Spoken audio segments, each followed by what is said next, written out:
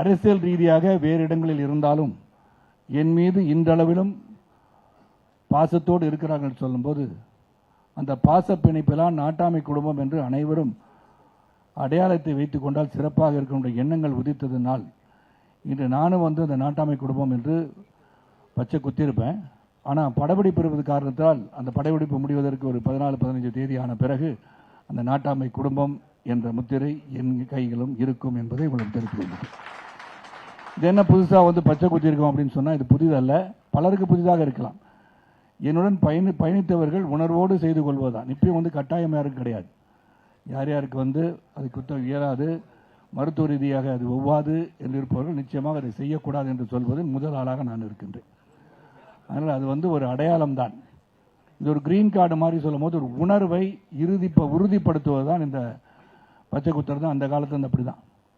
நான் தேசிய கொடியை வலது தோள்பட்டையில் பச்சை குத்திருக்கேன்னா அது பலருக்கு தெரிந்தாலும் சிலருக்கு தெரியாவிட்டாலும் அது என்னைக்கும் நான் செய்த செயல்.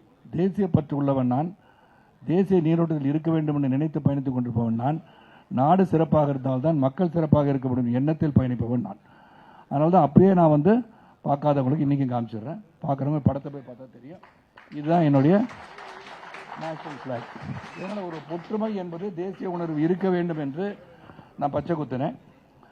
அதுக்கு தனிப்பட்ட முறையிலே ஊடக நண்பர்களும் பத்திரிகை இல்லாத போது இதை பச்சை குத்துற பிறகு ஒரு படப்பிடிப்புக்கு போயிருக்கும்போது என்னென்ன இந்த கட்சி கொடி பச்சை குத்திட்டீங்க, எப்போ அது கட்சி கொடி இல்லைப்பா, அது தேசிய கொடி அப்படின்னு.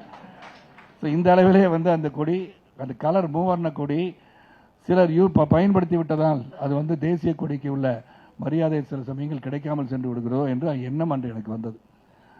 அது ஒரு புறம் இருக்க, இன்னைக்கு நான் எவ்வளோ சந்தோஷம், மகிழ்ச்சியின் உச்சத்தில் இருக்கிறேன் என்று சொன்னால் அது மிகையாக குடும்ப சகிதமாக ஒரு ஞாயிற்றுக்கிழமை இன்னைக்கு, அதாவது நெல்லையில் நடந்த விழாவில் நெல்லையில் பங்கு பெற்றவர் 75% மற்றும் இங்கே இருக்கிற மற்ற பகுதியை சார்ந்தவர்களும் என் மீது பாசமுள்ளவரும் இங்கே வருகை தந்திருக்கிறீர்கள்.